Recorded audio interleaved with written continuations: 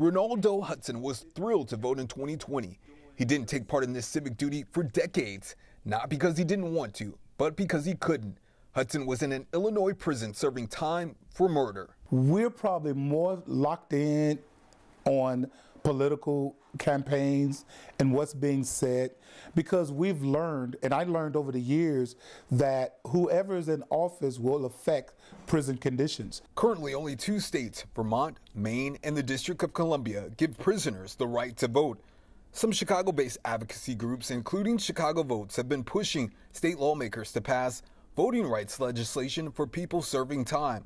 The bill stalled last year in Springfield, the State Board of Elections citing several technical issues with that bill.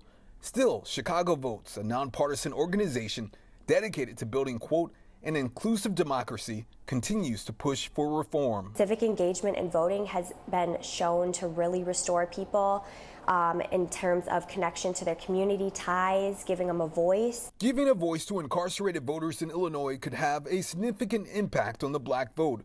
According to the ABC7 data team, 32% of those in prison are white, 54% are black, and the Latinx community accounts for 13% of the state's prison population. But black people only represent 14% of Illinois' population. If the issue was white men specifically weren't given the right to vote, then it would already be overturned. It would already be an amendment. But an amendment may not be necessary, according to some. The Illinois Constitution states the right to vote shall be restored not later than upon completion of his sentence. Advocates believe that means the right could be restored before sentence completion. Opponents say the law is clear.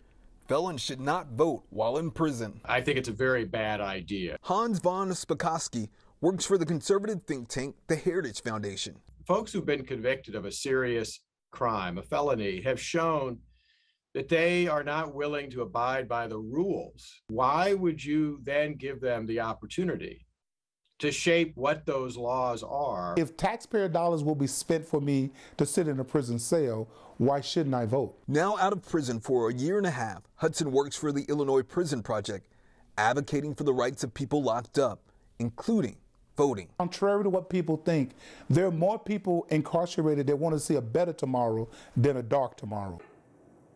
Hey, if you like that video, be sure to subscribe to our ABC7 Chicago YouTube channel.